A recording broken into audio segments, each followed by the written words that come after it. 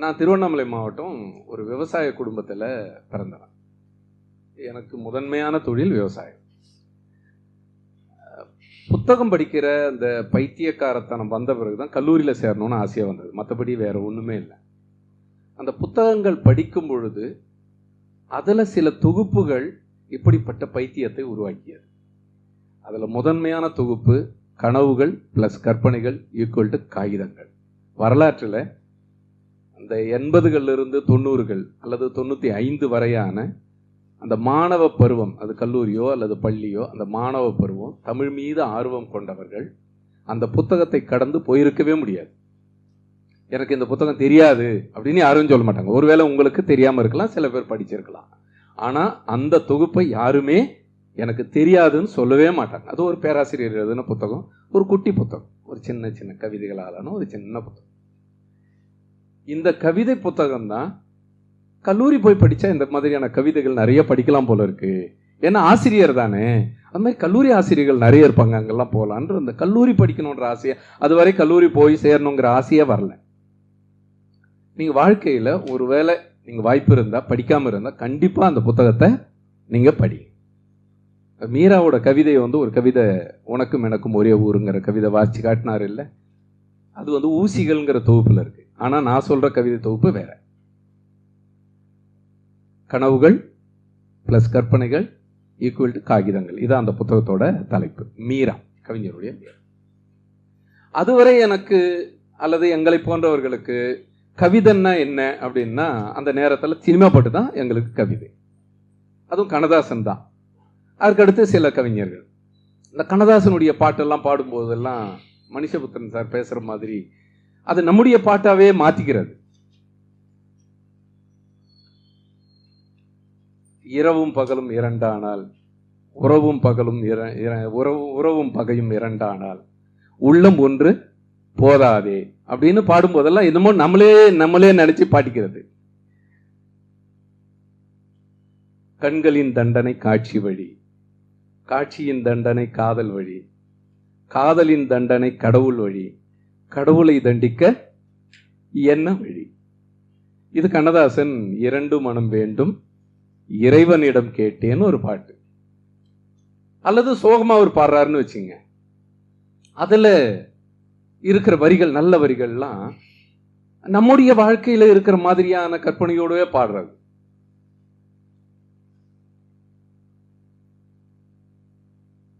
அதை நம்ம வாழ்க்கையவே மாத்திக்கிறது.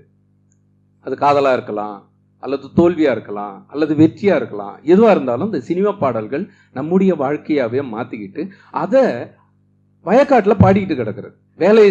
வேலை பார்க்கும்போது பாடுறது, ஏர் ஓட்டும் போது பாடுறது, கவலை ஓட்டும் போது பாடுறது, வண்டி ஓட்டிக்கிட்டு போடும்போது பாடுறது. இந்த வரிகள்ல திளைக்கிறது, இந்த வரிகள்லயே உள்ளவே கிடக்கிறது. அதுக்குள்ளவே அப்படியே நம்ம என்னமோ எதிர்த்தாப்புல ஒரு ஆள் இருக்கிற மாதிரி பேசுவது கிளியா அப்படின்னு பாடுறது. அப்படி பெண்ணரசி மொழியா கோயில் கொண்ட இந்த வரியில ஒரு அழகு இருக்குல்ல. இத நாம தான் எழுதுன மாதிரியே பாடுறது. இந்த திளைப்பு கண்ணதாசனுக்கு பிறகு முத்துலிங்கம் அல்லது வாலி அல்லது பஞ்சு அருணாசலம். பஞ்சு அருணாசலம்னா பிரமாதமான கவிஞர் எங்களுக்கு அந்த நேரத்தில். அப்படியே பாடல்ல அப்படியே இழைச்சிக்கிட்டு வார்த்தைய காதலின் தீபம் ஒன்று அப்படின்னு ரஜினி நடந்து வந்தார்னா அந்த வார்த்தை பார்த்தீங்கன்னா உங்களுக்கு தெரியும். அதுல ஒரு கண்டென்ட் பெருசா இருக்காது, ஆனா அவ்வளவு அழகாக அந்த வார்த்தை இழைவு பஞ்சு அருணாசலத்துக்கிட்ட நீங்க பார்க்கலாம். அதே மாதிரி முத்துலிங்கத்துக்கிட்ட பார்க்கலாம்.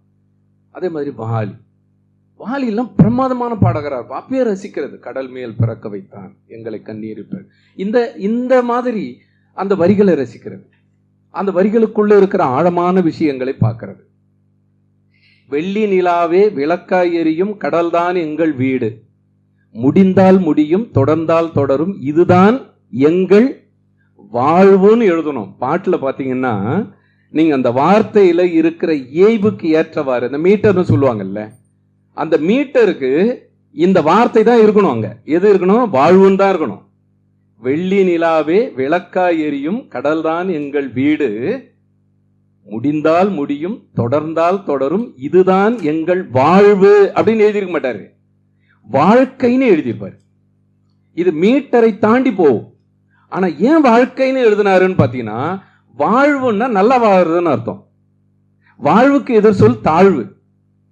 ஆனா வாழ்க்கைங்கிறதுல ஒரு சலிப்பு இருக்கும். இதாண்டா எங்க வாழ்க்கை, புரியுது இல்ல? வாழ்வுன்னு ஏன் சொல்லல, அந்த மீட்டருக்கு ஏன் கரெக்டா வாலி எழுதல? அது வாலிக்கு தெரியுமோ தெரியாதோ, ஆனா நாங்க கல்லூரி பருவத்துல இதை அப்படி பார்ப்போம். நாங்க இப்படி எழுதியிருக்கான் படுறான், வாழ்வுன்னு போடுறதுக்கு பதில் வாழ்க்கைன்னு போடுறோம், புரியுது இல்ல? அந்த பாடலுக்குள்ள இருக்கிற இப்ப டெலிபோன் மணி போல் சிரிப்ப வளைவலான்னு ஒரு பாட்டு அந்த நேரத்துல நாங்க படிக்கும்போது ஆளாளுக்கு பேசுறாங்க. என்னது டெலிபோன் மணி மாதிரி என்ன கிரிங் கிரிங் நான் சிரிக்க முடியும்? அப்பெல்லாம் டெலிபோன் மணி உங்களுக்கு தெரியும், போன் இல்லை, நம்மள ரிங்டோன் நல்ல நல்ல பாட்டு வைப்போம். என்னது சிரிப்பு போய் ரிங்டோன், அந்த டெலிபோன் மணி போல் சிரிப்போல் என்ன பல்லவியா இருக்கும் அப்படின்னும் போது அப்ப நண்பர்கள் கிட்ட நான் சொன்னது நினைவு வருது. நம்ம ஒரு 10 பேர் உட்காந்துருக்கோம் அல்லது 50 பேர் உட்காந்துருக்கோம், யாராவது ஒருத்தருடைய போன் எடுத்து அடிச்சா அந்த அறையே ஒரு அட்டென்ஷன், கவனம். யாருது இல்ல, அந்த கவனம் தானே அந்த சிரிப்பு அப்படின்னு. அந்த கவனம் தான் அந்த சிரிப்பு, எல்லாரையும் கவனிக்க வைக்கிற சிரிப்பு, எல்லாரையுமே யாராது. சரியா? ரெண்டாவது, போன் பெல் அடிக்கிறதுல ஒரு அழைப்பு இருக்கு, அப்போ அந்த சிரிப்புல ஒரு அழைப்பு இருக்கு. அப்புறம் யாரெல்லாம் எல்லாரும் போய் எடுத்து பேசிட முடியாது. ஒரு போன் அடிக்குதுன்னா அது எல்லாருக்குமானது இல்லை, அது யாரோ ஒருத்தருக்கு தான் இல்லையா? நீங்க மாத்தி எல்லாம் எடுத்து என்ன பண்ண முடியாது, ராங் நம்பர் எண்ணிடுவான். அந்த சிரிப்பு அது யாரோ ஒருத்தருக்கு தான். அப்போ நீங்க சத்தத்தை மட்டுமே கற்பனை பண்ணோம்னா அது பொருள் இல்லை அதுக்கு. ஆனா அதுக்குள்ள இருக்கிற ஒரு அர்த்தம் இருக்குது இல்ல, அதுதான் அந்த அந்த வரியினுடைய அர்த்தம் அப்படின்னு சொன்னோம். எங்களுக்கு ஆச்சரியமா இருந்தது, உண்மையிலே வைரமுத்து அப்படிதான் எழுதினாரா? அவர்கிட்ட நாங்க சந்திச்சா அப்படி கூட கேட்கலாம், உண்மையிலே இந்த வருத்தம் தான் இருக்கா அப்படின்னு கேட்கலானே. ஆனா நாங்கெல்லாம் கல்லூரி பருவத்துல அந்த நேரத்துல இதை நாங்க சொல்லுவோம். அப்போ ஒரு பாட்டை பாடுகிற பொழுது நம்ம வாழ்க்கையோட இணைச்சு பாட்டை பாடுகிற ஒரு மாணவ பருவம் எங்களுக்கு இருந்தது. அந்த நேரத்துல சமூகம் எப்படி இருந்துச்சு அப்படின்னா, நீங்க கிராமத்துல எங்க ஊர்ல பட்டிமன்றங்கள் நடக்கும். எங்க ஊர் பக்கத்து ஊரு, எங்க ஊருக்கு சத்தியசீலன்னு ஒருத்தர் வந்திருக்காரு, உங்களுக்கு எல்லாம் தெரியுமா தெரியாது, கவிஞருக்கு தெரியும். அறிவொலின்னு ஒருத்தர் வந்திருக்காரு. அந்த நேரத்துல பட்டிமன்றம்னா ஊர் ஊரா போய் கேட்போம். ராமலிங்கம் வழக்கறிஞர் ராமலிங்கத்திலே 2-3 ராமலிங்கம்லாம் இருப்பாங்க. பட்டிமன்றத்திலே 2-3 வகை இருக்கும். ஒன்னு பட்டிமன்றம்னு ஒண்ணு இருக்கும், இன்னொன்னு வழக்காடு மன்றம்னு ஒண்ணு இருக்கும். சத்தியசீலன்லாம் நடுவரா இருந்து இந்த பக்கம் அறிவொலியும் இந்த பக்கம் மோகனும் பேசினா அவ்வளவு வாதங்கள். நீங்க கம்பராமாயணத்தை எடுத்துக்கிட்டாலும் சரி, பெரிய புராணத்தை எடுத்துக்கிட்டாலும் சரி, அவ்வளவு ஆழமான கதைகளை எளிய மக்களுக்கு புரிய வைக்கிற பட்டிமன்றங்கள் நடந்த இது ஒன்று. இரண்டாவது, திருமண பக்கமெல்லாம் பாடல்கள் இருந்தன. எங்க பார்த்தாலும் பாடல்கள் ஒலித்தன. அது கல்யாண நாளா இருக்கலாம், அல்லது வேற ஏதாவது ஒரு நிகழ்ச்சியா இருக்கலாம், அல்லது சடங்கு, எந்த மாதிரியான இருந்தாலும் அந்த நேரத்துல எங்க பார்த்தாலும் பாடல்கள் ஒலித்தன. திருமண பக்கம்லாம் பாட்டு. அந்த பாட்டுல வரிகளுக்கு முக்கியத்துவம் கொடுத்த, வரிகளுக்கு முதன்மையான இடம் கொடுத்த பல்வேறு பாடலாசிரியர்கள் அந்த நேரத்துல இருந்தாங்க. அதுலதான் நான் உங்களுக்கு கண்ணதாசனுக்கு அடுத்து வந்த 2-3 பேரை சொன்னேன். என்ன அது, பஞ்சு அருணாசலமா இருக்கலாம், அல்லது எல்லாருமே அந்த வரிகள்ல திளைக்க வச்சாங்க எங்களை.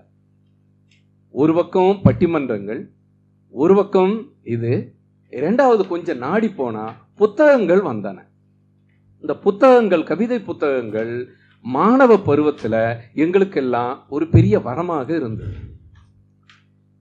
நாங்க படிக்கிற புத்தகம் திரையில பார்க்கிற அளவுக்கு அந்த புத்தகங்கள் பிரபலமா இருந்துச்சு. உதாரணத்துக்கு ரயில் பயணங்கள்னு ஒரு டி ராஜேந்தரோட படம். அந்த படத்துல அந்த பொண்ணு டி ராஜேந்தருக்கு, அந்த பாடகனுக்கு ஒரு புத்தகத்தை அஞ்சல்ல அனுப்புவா. நீங்க அந்த படத்தை போய் பாருங்க. ஒரு கவிதை புத்தகம் அந்த நேரத்துல எப்படி இருந்தது அப்படிங்கிறது, நாங்கெல்லாம் மாணவர்களாக இருக்கும்போது அஞ்சல்லாம் அனுப்புவா. அதை பிரிச்சு பார்ப்பாரு. அந்த பிரிச்சு பார்க்கும்போது 13ஆம் பக்கம் பார்க்க அப்படின்னு இருக்கும்.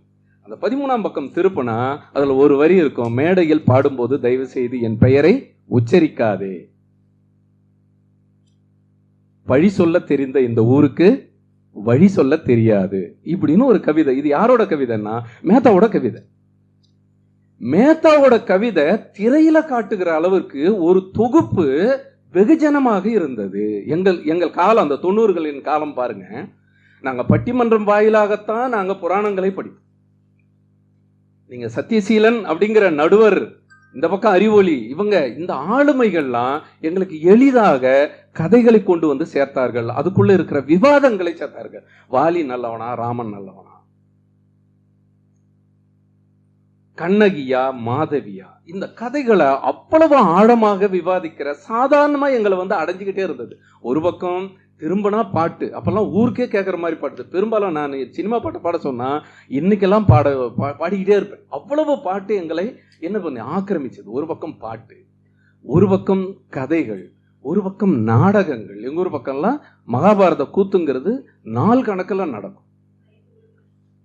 அப்போ இந்த சூழல்ல வளர்ந்த ஒருத்தனுக்கு கையில கிடைச்ச புத்தகம் என்ன சொன்ன, கனவுகள் பிளஸ் கற்பனைகள் ஈக்குவல் டு காகிதங்கள். இதை படிச்சுவிட்டு தான் பேராசிரியர்கள்லாம் இப்படிலாம் கவிதை எழுதுறாங்க. பேசாம கல்லூரியில் போய் சேர்ந்தா நல்லாவே கவிதை படிக்கலாம் போல இருக்குதுன்ட்டு இந்த ஆசையில தான் ஊரிஸ் கல்லூரியில் போய் சேர்ந்தேன் நான். அது வேற விஷயம், அதை பத்தி பேசினா வேற மாதிரி நம்ம மனநிலை மாறிடும். அதுல ஒரு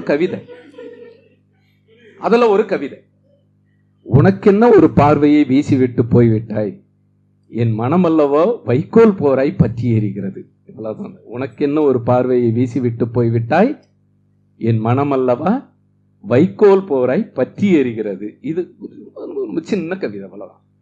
ஆனா மற்றவங்களை விட எனக்கு எது எப்படி பாதிச்சதுன்னா, எங்க ஊர்ல நிறைய வைக்க போற பத்தி எரியும். வெய்ய காலமானவே பத்தி எரியும், காடு பத்தி எரியும். ஜவ்வாது மலை அடிவாரம் தான் எங்க ஊரு. வாரக்கணக்கில் மலை எரியும். வெய்ய காலம் ஆனா குடிசை, ஏதாவது ஒரு குடிசை பத்தி எரியும். கரும்பு தோட்டம் எரியும். இதுல பல்வேறு வகையான எரிகிற அந்த காட்சியை பார்த்தவனுக்கு வைக்க போற எப்படி எழுதியும் எனக்கு தெரியும். ஏன்னா நீங்க வைக்க போறல தண்ணி ஊத்திலாம் அணைக்கவே முடியாது. ஏன்னா தண்ணி இறங்காம இருக்கிறது தான் வைக்க போரே போடுறது. நீங்க ஊத்தி எல்லாம் போய் அந்த தீயை என்ன பண்ண முடியாது, அணைச்சிட முடியாது. அந்த பார்வையோட தீயை அணைக்க முடியல. எப்படி ஒரு ஓமை பாருங்க. அவரு என்ன நினைச்சு எதுனாரோ, ஆனா எனக்கு அப்படி இருந்தது. வைக்க போறல வைக்கல தவிர வேற ஒண்ணும் கிடையாது. புரியுது இல்ல? எனக்கு நினப்பு தவிர வேற ஒன்றும் கிடையாது. நீங்க இந்த பக்கம் எரியுதுன்னு நினைச்சீங்கன்னா இன்னொரு பக்கம் புகை வரும். அது நீளமா தானே போட்டிருப்பாங்க. அது உள்ள எங்கெங்கேயோ எரிஞ்சுக்கிட்டு கிடக்கும். புரியுது இல்ல? இந்த படிவம் இருக்குது இல்ல, இது மற்றவர்களை விட எனக்கு ஆழமா இன்னும் இப்படி எழுதுறான். வைக்க போர் எரியறத போய் காதலோட எப்படா, புரியுது இல்ல? அப்போ ஒரு ஒரு ஒரு விஷயத்த சொல்றான் அப்படின்னா அதுக்குள்ள ஓமை வைக்கிறான்னா அதுல இவ்வளவு ஆழமான விஷயம் இருக்கா? அப்போ நம்ம வாழ்க்கை அதுக்கு கை கொடுக்குது. கவிஞர் முன்னாடி சொன்னார் இல்ல, உங்க வாழ்க்கை அதுக்கு கை கொடுக்குது. நான் விவசாயியாக வாழ்ந்த வாழ்க்கை பல கவிதையை ஆழமாக புரிய வைத்தது. அது சங்க கவிதையா இருக்கட்டும் அல்லது நவீன கவிதையா இருக்கட்டும், எந்த கவிதையாக இருந்தாலும் என்ன அது ஆழமாக புரிய வைத்தது. வாழ்ந்த வாழ்க்கை கை கொடுத்தது. ஒரு 20 வருஷம் வரைக்கும் ஒரு விவசாயியாக இருந்த வாழ்க்கை கை கொடுத்தது. அது காதல் கவிதை கூட புரிந்தது. இந்த தொகுப்பு தான் கல்லூரியை கொண்டு போய் சேர்த்தது. அதன் பிறகு பல தொகுப்பு, நடந்த நாடகங்கள்னு ஒரு தொகுப்பு, மேத்தாவோட கவிதை தொகுப்பு. கண்ணீர் பூக்கள் தான் எல்லாரும் சொல்லுவாங்க. ஆனா எங்களுக்கு அந்த நேரத்தில் பிடிச்சது நடந்த நாடகங்கள் தான். என்ன, நீ உதடு குவித்து உச்சரித்து இருக்காவிட்டால் எனக்கு தெரிந்திருக்காது என் பெயர் இத்தனை அழகா இருக்கும் என்று. இது மேத்தாவோட கவிதை. நீ மட்டும் சொல்லலைன்னா என் பேர் இவ்வளவு அழகானதுன்னு எனக்கே தெரியாது. அதுல என் பேர் வேற பச்சையப்பன். எனக்கு நல்லாவது பேர் வச்சிருந்தா கொஞ்சம் நாமளே கம்பீரமா இருந்திருக்கலாம். புரியுது இல்ல? இப்போ இந்த பேர் மேல எனக்கு அவ்வளோ வருத்தம் இருந்தது. என்னடா இந்த குலதெய்வம் பேரை நம்மளுக்கு இப்படி வேற வச்சுட்டாங்களே. பச்சையப்பன்னா கிட்டத்தட்ட 36 பச்சையப்பன் எங்க வீட்டு போய் சுத்தியே இருப்பாங்க. அதுல வேற கோபம். அவன்லாம் கர்ண கொடூரமா இருப்பானுங்க. புரியுது இல்ல? என்னடா இப்படி ஒரு பேரை அப்பா வச்சுட்டாங்களே, கோபமா வருது. முதல்ல ஒரு பொண்ணு பச்சையப்பான்னு கூப்பிட்டுச்சு இல்ல. அப்போ மேத்தாவோட கவிதை எங்க வந்து ஆழமா தைக்கிது பாருங்க. அதனாலதான் மேத்தா வேலை பார்க்குற கல்லூரியில, மாநில கல்லூரியில வந்து சேர்ந்தேன் நான். சென்னை பல்கலைக்கழகத்துக்கு இடம் கிடைச்சது. பொற்கோவை கேட்டாரு, ஏன் பல்கலைக்கழகத்தில் சேர்ந்த? இல்ல சார், அங்க மேத்தா சார் இருக்காரு, நேர்காணல்ல. அப்புறம் எதுக்கு இங்க வந்த அப்படின்னு, சும்மா உங்களை பார்த்துட்டு போலாம்னு வந்தேன் சார். பல்கலைக்கழகத்துல இடம் வேணான்ட்டு மேத்தா வேலை பார்த்த மாநில கல்லூரியில் போயிட்டு அவரை கூட வேலை பார்க்கலாம், அவரை கூட வீட்டுக்கு போவேன். எதுக்கு சொல்றேன்னா, நீங்க கவிதை அப்படிங்கிற வாழ்க்கையாக தேர்ந்துக்கிட்டீங்கன்னா ஒரு மனநிலையை நீங்க உருவாக்கிக்கணும். சும்மா புத்தகத்தோடு மட்டும் உறவு இல்லை, கவிஞர்களோடு மட்டும் உள்ள உறவு இல்லை, அந்த காலத்தோடும் உறவு வச்சுக்கணும். நீங்க அந்த வாழ்க்கையவே மாறிடணும். அந்த மாறிட்டாதான் உங்களுக்கு அது என்னங்கிறது தெரியும். அப்போ பெசன்ட் நகர்ல வீடு, மேத்தா அங்க பக்கத்தில் செல்வ கணபதினு ஒருத்தர், அவரும் பேராசிரியர். கைது செய்யப்பட்ட நியாயங்கள்னு ஒரு தொகுப்பு போட்டிருப்பாரு. அதுல ஒரு கவிதை, இந்த சிலைகள் நிறைய பார்த்திருப்பீங்க, அதை பத்தி ஒரு கவிதை எழுதியிருப்பாரு. தலைவர்கள் சிலையில் கூட பேசிக்கொண்டே இருக்கிறார்கள், உழைப்பாளிகள் சிலையில் கூட உழைத்து கொண்டே இருக்கிறார்கள். இவ்வளவுதான் கவிதை. மாநில கல்லூரியில் படிச்சவனுக்கு அந்த சிலையை பார்த்த இந்த கவிதை அவ்வளவு ஆழமா செல்வ கணபதியின், அதை தவிர வேற கவிதைகள் பெரும்பாலும் எனக்கு சொல்ற அளவுக்கு ஞாபகம் இல்லை. ஆனா அவரு அவ்வளவு அந்த சட்டையர்னு சொல்றோம் இல்லையா, அது அவருக்கு வரும். பொன் செல்வ கணபதி. திருவான்மையூர் பக்கம் போனா அப்துல் ரஹ்மான். திரும்ப திரும்ப எங்க பார்த்தாலும் கவிஞர்களாகவே இருப்பாங்க. இது எங்களுடைய காலமாக இருந்தது. 90களில் உள்ள வர்றவங்களுக்கு நான் எப்படி சொன்னேன், ரேடியோ செட்டு, கண்ணதாசன் பாட்டு, முத்துலிங்கம் பாட்டு, மின்னல் ஒளி என கண்ணை பறித்திடும் அழகோ தேவதையோ அப்படின்னா அப்படி ஒரு இந்த சொல்ல அப்படியே இழைஞ்சுக்கிட்டு போகும். என்னை நான் தேடி தேடி உன்னிடம் கண்டு கொண்டேன் அப்படின் போது அப்படி இழைஞ்சு போகும். அப்போ இந்த சொற்களின் மேல இருக்கிற காதலை கவிஞர்கள் கிட்ட கொண்டாந்து சேர்த்தது அப்துல் ரஹ்மான். கட்டு போட்ட துணி போல பிரிந்து போகிறாய், நான் ஆறி போய் விட்டேனா அப்படின்னு எழுதுவார். ஏன் இந்த கவிதைகள்லாம் சொல்லணும்னா, நாங்கள்லாம் இந்த கவிஞர்கள்லாம் அப்படித்தான் உள்ள அவங்கள அறிமுகம். வேற வேற கவிதைலாம் எழுதிருக்காங்க, அது வேற விஷயம். ஆனா எங்களுக்கு இவங்களை பிடிச்சு போனதுக்கு இதெல்லாம், கட்டு போட்ட துணி போல பிரிந்து போகிறாய், நான் ஆறி போய் விட்டேனா, அப்துல் ரஹ்மான் எழுதின கவிதை. அப்படியே கொஞ்சம் தள்ளி போனா அறிவுமதி, இங்க அபிபுல்லா சாலையில, அங்கு ஏராளமான இளம் கவிஞர்கள் வருவாங்க.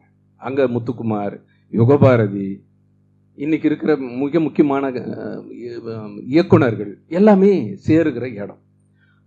அதன் பிறகு கொஞ்சம் தூரம் அந்த பக்கம் நடந்து போனா ஜெர்மன் அரங்கத்துல சாயந்தரமான கூட்டங்கள், கவியரங்கம். பெரிய பெரிய கவிஞர்கள் நாம் யாரெல்லாம் பேசிக்கிட்டு இருந்தோமோ அவங்கெல்லாம் கவியரங்கம். இன்குலாப், புதுக்கல்லூரியில் இன்குலாப், அந்த பக்கம் ஈரோடு தமிழன்பன், திருமண பக்கம்லாம் கவியரங்கம். அப்புறம் அமைப்புகள், அது எத்தனையோ பேர்ல இருக்கும். திருவள்ளுவர் மன்றம்னு இருக்கும், பாவேந்தர்னு இருக்கும், அல்லது தாமியச, ஏதோ ஒன்று அமைப்புகள். அங்க கவியரங்கங்கள், கவிதை வாசிக்கிறது. இந்த மவுண்ட் ரோட்ல இந்த நடக்கிற தூரத்துல எத்தனை நிகழ்ச்சிகளும் நாங்க படிக்கும் போது நடக்கும். ஒரு 10-11 மணி வரைக்கும் நிகழ்ச்சிகள் இருக்கும். உலகத்தில் எத்தனையோ நிகழ்ச்சிகள் நடக்கும். ஆனா நாங்க இதெல்லாம் இந்த உலகத்துக்குள்ள நுழைஞ்சிட்டோம். அதனால சுத்தி சுத்தி பார்த்தா கவிஞர்களா இருப்பாங்க, கூட்டங்கள் நடக்கும், போராட்டம் நடக்கும், என்ன முழக்கங்கள் கூட கவிதை மாதிரியே இருக்கும். பேசுறது, சினிமா கவிஞர்களை சந்திக்கிறது, இந்த உலகம் ஒரு வியப்பான உலகமாக எங்களுக்கு இருந்தது. வாலி கூட மிகப்பெரிய கவிஞரெல்லாம் அப்போ எங்களுக்கு, அதெல்லாம் நம்ம மனப்பாடமா அப்படியே சொல்லுவோம். வாலிய, மரியே மேய போகிறாயா போ, அந்த மலைமுகட்டில் மூலிகை செடிகள் மண்டி கிடக்கின்றன, தப்பித்தவரை விஷச்செடியில் வாய் வைத்து விடாதே, பாறைகளில் ஓடும் போது மெதுவாக ஓடு, கல்முட்டி கீழே விழுந்து கால்முட்டி உடைந்து விட்டால் என் கண்முட்டி கொண்டு கண்ணீர் வரும், பொழுது சாய்ந்தவுடன் நீயாக வீடு திரும்பு, என்னை தேடும்படி வைக்காதே, கொட்டகை கட்டி வைத்திருக்கிறேன், கஞ்சி தண்ணீர் இருக்கிறது, குடித்து விட்டு அரைக்கன் தூக்கத்தில் விடியும் வரை தூங்கு, விடிந்தால் தான் பக்ரீத் அப்படின்னு ஒரு கவிதை. ஒரு ஆடு எவ்வளவு கரிசனமாக வளர்க்கப்பட்ட ஆடு, நாம பாருங்க, ஆடு இல்ல, அது பக்ரீத்தும் இல்ல, அது ஆடும் இல்ல, ஆடு எல்லாம் நம்ம தான். இந்த பையனை பிடிச்சிருக்கா, ஆமா பிடிச்சிருக்கு, இந்த பொண்ணு பிடிச்சிருக்கா? ஆமாம் பிடிச்சிருக்கு. இந்த தலையாட்டம் இல்லை, ஆடு மாதிரியே தலையாட்டுவோம். பார்த்தீங்கன்னா உங்களுக்கு தெரியும். இந்த கோர்ஸ் சேர்றியா? ஆமாம் சேர்றேன். புரியுது இல்லை? இந்த இந்த தலையாட்டுகிற எல்லாமும் ஆடு மாதிரியே இருக்கும் அந்த கவிதை படிச்சு. இப்போ வாலி கூட எல்லாருமே திரும்பின பக்கம் எல்லாம் கவிஞர்கள் இவ்வளவு. அது பார்த்தீங்கன்னா நான் காமராசர் அந்த நேரத்தில் ஒரு இந்த தொகுப்பெல்லாம் ஞாபகம் வச்சுக்கோங்க, கண்டிப்பாக படிங்க. கனவுகள் பிளஸ் கற்பனைகளை சொன்னேன், கருப்பு மலர்கள், காகித பூக்கள். புரியுதா? இந்த மாதிரியான கவிதை தொகுப்புகள் மிக முதன்மையானதாக எங்கள் மாணவ பருவத்தில் இருந்தது. அந்த நேரத்தில் தான் வைரமுத்து பாடல்கள் ஒரு பக்கம், அது ஒரு தனி. அப்போ ஒரு கவிதை உலகத்துக்குள்ள நுழையிறதுக்கு நமக்கு இந்த மாதிரியான சிறு சிறு கவிதைகள் கை கொடுத்தன. நீங்க அந்த அந்த அந்த உலகத்துக்குள்ள போயிட்டு வந்து பாருங்க, நல்லதான் இருக்கும் உங்களுக்கு. அந்த சொற்களின் மேல காதலும் என்ன கொஞ்சம் கொஞ்சமாக இருக்கும். அப்புறம் நீங்க எழுத தொடங்கலாம். எழுத தொடங்கும் போது அந்த நேரத்தில் எங்களுக்கு பல்வேறு வாய்ப்புகள் அந்த நேரத்தில் இருந்து. இந்த தினமணி கதிர் இருந்தது, அதுல யூமாவாசிக்கு ஓவியராக இருந்த மாரிமுத்துங்கிற பேர்ல ஓவியம் போடுவாரு. அந்த பக்கம் கல்கி கவிதை வெளியிட்டு இருந்தாங்க. அப்புறம் சுமாரா எழுதுனா வாரமலர், குடும்ப மலர், இதெல்லாம் கவிதை போட்டாங்க. கொஞ்சம் நல்லா எழுதுறவங்களுக்கு கொஞ்சம் தூரம் நடந்து போனோம்னா கனையாழி இருந்தது, அந்த பக்கம் தாமரை இருந்தது. இப்ப நடந்து போற தூரத்துல பல பத்திரிகைகள் நம்ம தகுதிக்கேற்ப பத்திரிகைகள் கவிதை போடுவதற்கு இருந்தன. அப்ப இதெல்லாம் தான் அந்த 90களின் மனநிலையாக இருந்தது. இந்த 90களின் மனநிலையில் எழுதின கவிஞர்கள் எல்லாமே கிராமத்திலிருந்து நகரத்துக்கு வந்தவங்க. அந்த நகரத்துக்கு வந்தவங்களுக்கு ஒவ்வொருத்தருக்கும் ஒரு வாழ்க்கை இருந்தது. இப்போ கவிஞர் இளம்பெறை அப்படின்னா அவங்க தஞ்சாவூர் மண்ணிலிருந்து வந்தாங்க, அவங்களுக்குள்ள ஒரு வாழ்க்கை. முத்துக்குமார்னா காஞ்சிபுரத்திலிருந்து வந்தான், அவனுக்குள்ள ஒரு வாழ்க்கை. யுகபாரதினா தஞ்சை மண்ணிலிருந்து வந்தான், அது ஒரு வாழ்க்கை. மகுடேஸ்வரன்னா அது ஒரு மேற்கு பக்கத்திலிருந்து ஒரு வாழ்க்கை. கொஞ்சம் இன்னும் தள்ளி போனா நமக்கு தெற்கு பக்கம் போனால் ஏராளமான கவிஞர்கள் இருந்தாங்க. குறிப்பாக எங்களுக்கு அந்த நேரத்தில் மனுஷபுத்திரன் மிகச்சிறந்த. அந்த நேரத்தை சென்னையில் நாங்கள் அவ்வளவா சந்திக்கல. அவர் அந்த நேரத்தில் வந்தாரான்னு தெரியல, பிறகுதான். ஆனால் அவருடைய கவிதைகள் எங்களுக்கு அப்போ இந்த கவிதை சொல்லான்னு இருந்தேன், அவரே சொல்லிட்டாரு என்ன இறந்தவனுடைய ஆடைகளை. இப்போ இந்த தொகுப்பு இன்னும் கொஞ்சம் தள்ளி போன என்.டி. ராஜ்குமார், அந்த பக்கம் போன சுகிருதராணி, இப்படி ஏராளமான கவிஞர்கள் புதிய இளைஞர்கள் எழுத ஆரம்பித்தாங்க. அதில் தான் நாமளும் எழுதலாம்னு ஆசை வந்தது. சரி, எல்லாரும் தானே கவிதை, நாமளும் கவிதை எழுதலாமே. அப்போது கவிஞர் சொன்ன மாதிரி தான் எங்கிருந்து ரொம்ப எளிமையான வாழ்க்கையிலிருந்து எடுப்போமே அப்படின்னு சொல்லிட்டு கொஞ்சம் கொஞ்சமாக எழுத ஆரம்பித்தேன். அதிலிருந்து ஒரு கவிதை மட்டும் உங்களுக்கு சொல்கிறேன். எப்படி ஒரு கண்டென்ட் எடுக்கிறது, அந்த கண்டென்ட்டை என்னென்ன சேர்க்கறது, எப்படி கவிதை தொடங்கிறது, எப்படி கவிதையை முடிக்கிறது, இவ்வளோதான். என்ன, ஒரு பொண்ணு, அந்த பொண்ணை திட்டணும் அல்லது அந்த பொண்ணோட கஷ்டத்தை சொல்லணும். ஏன் திட்டணும், ஏன் கஷ்டத்தை சொல்லணுங்கிறது பார்ப்போம். ஜெயந்தி அக்காவுக்கு, இதை நான் உனக்கு எழுதாமல் போனால் எனக்கு பைத்தியம் பிடிக்கலாம். நான் 6வது படிக்கும்போது நீ 10வது, பக்கத்து ஊர் வெங்கடேசனோ 12வது. சரியா? இவ்வளவுதான். இது ஒரு நிலம். ஜன்னலோரம் நீ கண்கொட்ட பார்த்ததால் அவன் ஃபுட்பால் மேட்சில் சாம்பியன் ஆனான். பிரேயரில் முதல் வரிசையில் அவன் நின்றதால் நீ அறத்துப்பால் முழுக்க மனனம் செய்தாய். அப்பெல்லாம் திருக்குறள்ல காலையில சொல்றது. பள்ளிக்கூடம் விட்டு வீடு திரும்புகிற வரியில் இருந்த பூவரச மரத்தின் பின்புறத்தில் பேசிக் கொண்டிருந்த நீங்கள் என்னை பார்த்து அப்படி பயந்திருக்க தேவையில்லை. பிற்காலங்களில் நான் தான் உங்களுக்கு புறாவாக மாறினேன். முதல்ல பயந்தாங்க, அப்புறம் நம்மளே என்ன பண்ணாங்க, பயன்படுத்த ஆரம்பிச்சிட்டாங்க. கபடி விளையாட்டின் போது உன் தம்பியை அடித்தது தப்புதான். மூச்சு விட்ட பிறகும் அழுத்தி கொண்டிருந்தான். ட்ரௌசரை பிடித்து இழுத்தான், அது கூட பரவாயில்லை. ஓடிப்போன என் சித்தியை குத்தி காட்டினான். பொறுத்து பொறுத்து பார்த்து பிறகுதான் உன்னை பற்றியும் வெங்கடேசனை பற்றியும் சொல்ல வேண்டியதாயிற்று. என்ன நடந்ததோ தெரியவில்லை. ஓடையோரம் வெங்கடேசன் பூச்சி மருந்து கொடுத்து செத்து போனான். பூச்சி மருந்து கொடுத்து செத்து போனான். நீயும் கூடவே சாவாய் என்று எதிர்பார்த்தேன். பாவி மாலையும் கழுத்துமாய் அரியப்பாடி போய் சேர்ந்தாய்.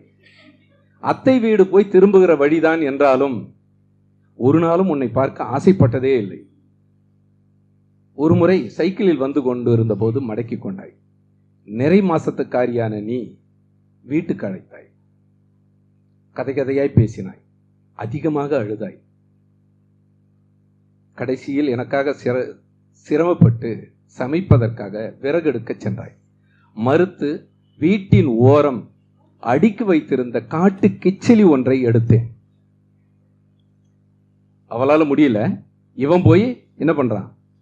அடுக்கி வைத்திருந்த விறகின் அடியில் இருந்த காட்டு கிச்சலி விறகை உருவின். ஓடி வந்து கையை பிடித்துக் கொண்டாய். வேணாண்டா, காட்டுக்கு போகும்போது வெங்கடேசன் எனக்காக வெட்டி கொடுத்த விறகு இது. எரியாம என்கிட்ட இது மட்டும்தான் இருக்கு என்று சொன்னாய்.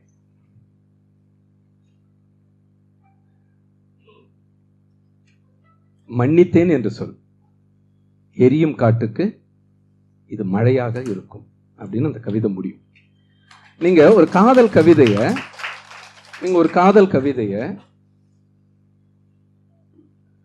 எப்படியெல்லாம் எழுதலான்னு கவிஞர் சொன்னார். நம்ம காதல் கவிதை எழுதுறதுக்கு முன்னாடி மற்றவங்க காதல் கவிதையை கவனிச்சிருப்போம் இல்லை? அங்கிருந்து 2-3 விஷயத்தை ஒன்னா சேர்த்து, இது ஜெயந்திங்கிறது உண்மை. ஆனா ஜெயந்தியும் சாகல, வெங்கடேசனும் சாகல. ஆனா செத்தது வேற ஜெயந்தி, செத்தது வெங்கடேசன் வேற.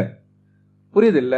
அது செத்ததுக்கான காரணம் வேற, இது செத்ததுக்கான காரணம் வேற. இதெல்லாம் எல்லாத்தையும் ஒன்னா சேர்த்து ஒரு வரிசை, அப்புறம் பிறகு அதுல கொண்டாந்து சேர்த்து, புரியுது இல்ல? அப்போ நினைவு பரிசுங்கிறது நாம கொடுக்கிற சுவரில் மாட்டி வைத்திருக்கிற அல்லது ஷோகேஸில் வைத்திருக்கிற பரிசுகள் தான் நினைவு பரிசுன்னு இருக்கும் பொழுது, ஒரு காட்டுல இவங்க விறகெடுக்க, எங்க ஒரு பக்கம்லாம் விறகெடுக்க போறதுங்கிறது அது ஒரு ப்ராசஸ், அது ஒரு வேலை. வெய்ய காலத்துல அது ஒரு வேலை. அது என்ன, ஜவாது மலையில போயிட்டு விறகு வெட்டிட்டு வரும். அப்போ வெங்கடேசன் ஒரு அதுல காட்டு கிச்சலிங்கிறது ஒரு தரமான விறகு. அதெல்லாம் புரிஞ்சாதான் நமக்கு அது ரொம்ப தரமான விறகு. அது எரிக்கும் போது அப்படி ஒரு மனம் வரும். கிச்சலியில் அது ஒரு ரகம், அது காட்டு கிச்சலி ஒன்று இருக்கு. ரொம்ப நேரம் எரியும், வீடே மணக்கும். அந்த மாதிரியான விறகு தேடி கண்டுபிடிச்சு வெட்டி கொண்டாந்து கொடுத்துருக்கான், இந்த சமையை கட்டி ஏற்றிருக்கான். அப்போ அந்த வெங்கடேசனை பற்றிய நினைவு எரிஞ்சிடக்கூடாது அப்படிங்கிறதுக்கு ஓரமா அது அவ்வளவு சீக்கிரம் உளுத்து போகாது, நல்ல அழுத்தமான உளுத்து போகாது. அப்போ பல்வேறு கருப்பொருள்கள்றான் தொல்காப்பியர். கவிஞரோட பேசிட்டு இருக்கும் போதே சொன்ன, நமக்கு நிலம், தொல்காப்பியர்னா ஆச்சரியம், அதை தனியா பேசலாம். ஆனா திணைன்னா நிலம் மட்டும் இல்லை, திணைன்னா 3 சேர்ந்தது. ஒரு கவிதைன்னா எங்க நடக்குது, எப்ப நடக்குது, அந்த கவிதைக்குள்ள என்னென்ன இருக்கு, அந்த கவிதை எதை பற்றியது, இது 3 சேர்த்த ஒரு சொல் தான் திணை. இப்போ கவிஞர் சொல்லும் போது ரொம்ப அற்புதமா சொன்னாங்க, சென்னை என்ன மாதிரியான திணை, என்ன நிலம் அப்படி. ஆனா தொல்காப்பியம் திணை மயக்கம்ன்றாரு. எல்லாம் சேர்ந்து இருக்கும், திணை மயக்கம். தொல்காப்பியம் படிச்சீங்கன்னா எல்லாத்துக்குமான இடம் இருக்கும். நீங்க செய்யுள்னு சொல்லுவாரு, செய்யுள் பாட்டுன்னு அதுல ஒரு வகை தான். பாட்டு வேற, உரை வேற, நூல் வேற, புரியுதுங்களா? பாட்டுங்கிறது செய்யுள்ள ஒண்ணு, நாம செய்யுளும் பாட்டும் ஒண்ணு நினைச்சுக்கிறோம். ஆனா அப்படிலாம் இல்லை. அப்போ உரைன்றது என்னது, உரைநடையில இருந்து நமக்கெல்லாம் புத்தகம் கிடைக்கல, அது வேற விஷயம். தொல்காப்பியத்தை பத்தி பேசினா அது தனியா போகும், அது வேற. அப்போ நமக்கு ஒரு கவிதையை எடுக்கிறேன்னா அது எங்க நடக்குது, எப்ப நடக்குது, அதுக்குள்ள என்னென்னலாம் வரலாம், இதை நீ வாழ்க்கையிலிருந்து சேகரிச்சுக்கிட்டே இருக்கணும். ஒரு தேனி மாதிரி என்ன பண்ணணும், சேகரிச்சுக்கிட்டே இருக்கணும். ஒண்ணுல இருந்தே எல்லாத்தையும் எடுக்க முடியாது. ஒண்ணுல இருந்தே ஒரு கலைப்படைப்புங்கிறது அப்படிதான், ஒண்ணுல இருந்தே இருக்கு. அங்கங்க நீங்க அங்கங்க இருக்கிறதெல்லாம் ஒன்னா சேர்த்து அதை செய்கிற போது பிரமாதமா இருக்கும். இப்போ உதாரணத்துக்கு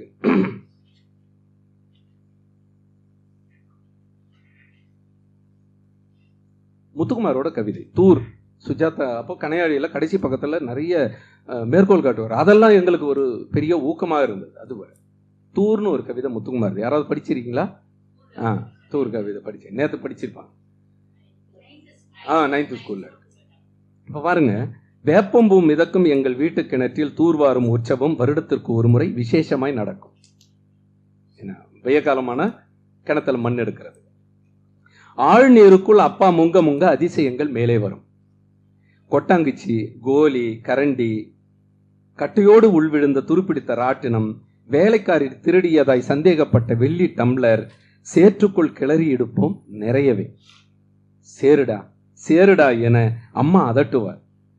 என்றாலும் சந்தோஷத்தை கலைக்க யாருக்கும் மனசு வரும். பகை வென்ற வீரனைப் போல தலைநீர் சொட்ட சொட்ட அப்பா மேலே வருவார். இன்று வரை அம்மா கதவுகளின் பின்னிருந்துதான் அப்பாவோடு பேசுகிறார். கடைசி வரை அப்பாவும் மறந்தே போனார் மனசுக்குள் தூர் எடுக்க. அப்போ இந்த கவிதைக்குள்ள கிணறு அப்படிங்கிற ஒரு விஷயத்தை எடுத்துக்கிட்டு அந்த கிணறு தூர் வாடுற எல்லா கண்டென்ட்டையும் கொண்டு வந்து அந்த அம்மாவும் அப்பாவுக்கும் உள்ள இருக்கிற சிறு பிணக்கு இருக்குது இல்ல, அல்லது அப்பாவுக்கு இருக்கிற ஒரு ஏதோ ஒரு ஒரு வன்மம், அம்மா மேல கோபம், ஏதோ ஒண்ணு அது காலம் முழுக்க அப்படியே நீடிச்சுட்டே இருக்கு இல்ல, அதை கொண்டு வந்து சேர்க்கிற அந்த ஒரு ஒரு வேலை தான் அதுதான் கவிதை ஆக்கம் அப்படின்னு சொல்றாங்க. இந்த கவிதை ஆக்கத்திற்கு சொல் ரொம்ப முக்கியமாக அது பயன்படுகிறது. அந்த சொல்லை காயின் பண்றதுன்னு சொல்றான். சொல்லை சேர்க்கிறது, ஒன்றோடு ஒன்று சேர்க்கிறதுங்கிறது ரொம்ப முக்கியமானது. இப்போ உதாரணத்துக்கு சங்க கவிதை பாருங்க. ஊர்க்குறு மாக்கள் வெண்கோடு கடாலின் நீர்த்துறை படியும் பெருங்களிறு போல, நீர்த்துறை படியும் பெருங்களிறு போல, இனிய பெருமை எமக்கே மற்றதன் துண்ணரும் கட்டாம் போல, கட்டாம் போல. அப்ப களிறு போல கட்டாம் போலன்னு ரெண்டு சொல்ல எடுத்துக்கிட்டு அதோட கம்பீரத்தை, யானையோட கம்பீரத்தை, ஒரு போர்க்களத்தில் நிற்கிற கம்பீரத்தை கொண்டாந்து நிறுத்துறாரு. நீர்த்துறையில யானை நீராடுகிற போது பசங்களோட விளையாடுது இல்ல, அந்த காட்சியும் நிறுத்துறாரு. அப்போ ஒரு யானை நீர்த்துறையில் இருக்கும் போது குழந்தைகளோட விளையாடுது, போர்க்களத்துக்கு போகும்போது அடிச்சு எல்லாரையும் துவம்சம் பண்ணுது.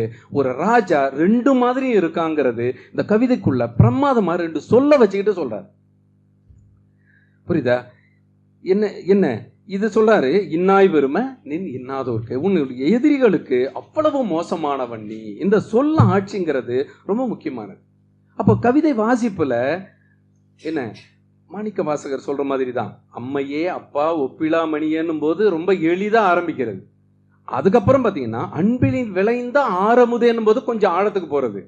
அதுக்கடுத்து பொய்மையே பெருக்கி பொழுதினை சுருக்கும்னும் போது கவிதையினுடைய உச்சத்துக்கு போறது. அப்போ நாம கவிதை வாசிப்புல இந்த முறை வச்சுக்கிட்டீங்கன்னா உங்களுக்கு ரொம்ப நல்லா இருக்கும்.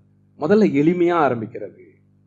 கவிதை சொல்றதா இருக்கலாம், கவிதை வாசிக்கிறதா இருக்கலாம், கவிதை படிக்கிறதா இருக்கலாம், எதுவானா இருக்கலாம். ஆனா இந்த எளிமையிலிருந்து கவிதை சொன்ன மாதிரிதான், எளிமையில இருந்து அம்மையே அப்பா ஒப்பிலா மணியே இப்படின்னும் போது உங்களுக்குள்ள ஒரு ஒரு ஒரு ஒரு அம்மா பத்தி அப்பாவை பத்தி வந்துருது. அதுக்கப்புறம் அன்பினில் விளைந்த ஆரமுதே ஒரு காட்சி வருது. அதுக்கப்புறம் இன்னும் சொல்லாட்சி இன்னும் செருக்கி இன்னும் செறிவா போடுறாரு. எப்படி போடுறாரு? பொய்மையே பெருக்கி பொழுதினை சுருக்கும். இந்த 4 வார்த்தையில ஒரு முழு வாழ்க்கை, வீணான வாழ்க்கையை கொண்டு வந்துடுறாரு. அப்போ இங்கதான் கவிஞன் தன்னுடைய சொல்லை கவித்துவமாக மாத்துறான். தனக்கு கிடைச்ச சொல்ல அவன் என்ன பண்றான்? கவித்துவமாக மாத்துகிற இடமாக இருக்கிறது. இப்போ சொல்ல நாம எப்படி கவிதையா மாத்துறது? இப்போ உதாரணத்துக்கு அடுத்து இளம்பிறையோட கவிதை. யாராவது ஒருத்தர் நான் முடிக்கும் போது சொன்னீங்கன்னா அந்த 2 நிமிஷத்துல நான் முடிச்சிடுறேன், நீங்க சொல்லுங்க. அடுத்து இளம்பிறை, கவிஞர் இளம்பிறையோட கவிதை. நாங்கெல்லாம் நிசப்தம் அல்லது மௌனக்கூடு, அது ஒரு வரிசை இருக்கு. அதுல எங்க போனாலும் இந்த கவிதைய மேடையில சொல்லாம விட்டுறதே கிடையாது. தாலாட்டு பாடாம தனித்தழுக விட்டவளே, காட்டு வேலைக்கு என்ன கதறு விட்டு போனவளே, வயசு 10 முன்னே வயலுக்கு இழுத்தவளே, பள்ளிக்கூடம் போனாக்கா பணமா கொடுக்கறாங்க என, இடுப்பு துணி சரியில்லாம படிப்பு என்னடி உனக்கு என, வாடி வயலுக்கு வம்பு செஞ்ச எந்தாயே, மணிக்கணக்கா படிச்சாக்கா மண்ணெண்ணைக்கு எங்க போவேன், பரிச்சன்னு என் பாவத்தை கொட்டுறையே என விளக்க அணக்க சொல்லி வேதனைப்பட்டதாயே, பரீட்சை கட்ட வேணும் பணம் கொடுமாயின்னு கேட்டா, படிக்க வச்சு எப்பேற்பட்ட பாவத்தை நான் செஞ்சு விட்டேன் என அழுது அழுது ஒரு 5 ரூபா தந்தவள், காலுக்கு செருப்பில்லாம நான் கஷ்டப்பட்டு நடக்கிறேன்னு மொட்டை காலோட முள்ளு விட்டு வித்து விட்டு மட்ட விலையில ஜோடி செருப்பு வாங்கி தந்தவளே, வீடு ஒழுகுனப்போ வேதனைய மாத்த நீயும் கோட மழைதானே குளிச்சுதான் பெய்யட்டும் போ என ஐப்பசி மாசத்து அடமடைய சொன்னவளே, ஏரோப்ளானாமே எட்டி பறக்குமாமே நேரா குதிக்கணுமா நின்னுகிட்டே போகணுமான்னு 93 துணிச்சலா கேட்டவளே, என்ன வெத்த எந்தாயே உன் பள்ளிக்கூடத்து மக பாட்டு கட்டி பாடுறேம்மா, நான் எங்க திரிஞ்சாலும் என் இதயத்துல வாழுகிற உனக்குத்தான் மொத பாட்டு, என் உயிர் வாடும் தாலாட்டு என்று அம்மாவுக்கு ஒரு கவிதையை கவிஞர். இப்போ நீங்க எங்கேயுமே தேடி போன வேணாம், நாம பள்ளிக்கூட அனுபவத்திலிருந்து பெற்ற அந்த பாடுகளை அம்மா கவிதை எழுத வைக்கணும்னா, இங்க நிறைய பேர் கல்லூரி பருவத்தில் அம்மானு கவிதை எழுத ஆரம்பிச்சாங்கன்னா பாட்டுக்கு ஏதாவது அப்படிலாம் வேண்டாம். அம்மா உங்களுக்கு எப்படி இருக்காங்க, உங்களுக்கு என்னவா இருக்காங்க, உங்க மனசுக்குள்ள என்ன அனுபவத்தை தந்தாங்க, அந்த அனுபவத்திலிருந்து கவிதையை தொடங்குங்க, அந்த அனுபவத்திலிருந்து சொல்லுங்க. அது இன்னும் அழகாக இருக்கும். உன்னை பற்றி நினைக்கிற போதெல்லாம் உன் விரல்கள் ஞாபகத்துக்கு வந்து விடுகின்றன அப்படின்னு ஒரு கவிதை ஆரம்பிச்சேன். நானும் உன்னை பற்றி நினைக்கும் போதெல்லாம் உன் விரல்கள் ஞாபகத்திற்கு வந்து விடுகின்றன. அஞ்சாங்கல் விளையாட்டின் போது எவ்வளவு நெருக்கி இருந்தாலும் காய்களை சினுக்காத உன் விரல்கள் என் மனசை மட்டும் அடிக்கடி சினுக்கி விட்டு போய்விடும். வாசலில் நெல் துழாவுகிற போது உன் விரல்களின் கோடுகளின் மீது ஒரு புறா போல அமர்ந்து தடம் பதிக்க இயங்கி இருக்கிறேன். நாற்று நடவின் போது உன் நாற்று விரிக்கும் விரல்களின் நடனத்தை வேடிக்கை பார்ப்பதற்கென்றே பெறப்படுத்தவன் நான். நண்டூறுது நரியூறுது சொல்லி நடந்து வரும் உன் விரலுக்காக என் இளவயது சிரிப்பையெல்லாம் சேமித்து வைத்திருந்தேன். என்னையன்றி உன் விரல்களை அதிகமாக யார் நேசித்திருக்க முடியும்? இப்போ நீங்க விரல்னு ஒன்று எடுத்துக்கிட்டா, கண்டென்ட் எடுத்துக்கிட்டா, இந்த விரல் உங்களுக்கு என்னென்ன மாதிரியான அனுபவம் இருக்குங்கிறது தான்.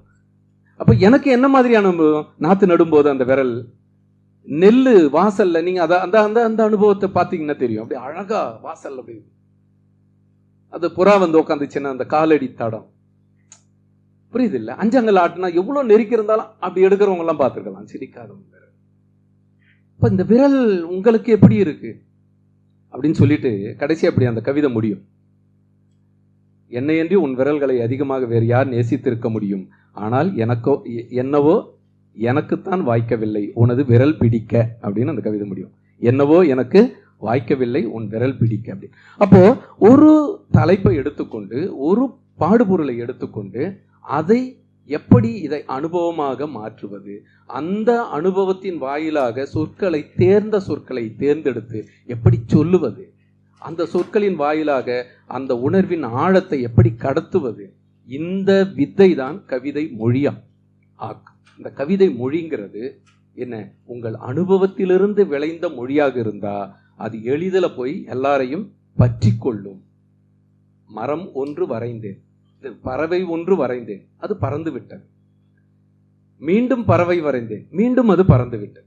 மீண்டும் மீண்டும் பறவைகள் வரைந்து கொண்டே இருந்தேன், மீண்டும் மீண்டும் பறந்து கொண்டே இருந்தன. கடைசியில் மரம் ஒன்று வரைந்தேன், பறந்து போன அத்தனை பறவைகளும் வந்து அமர்ந்து கொண்டன என்று.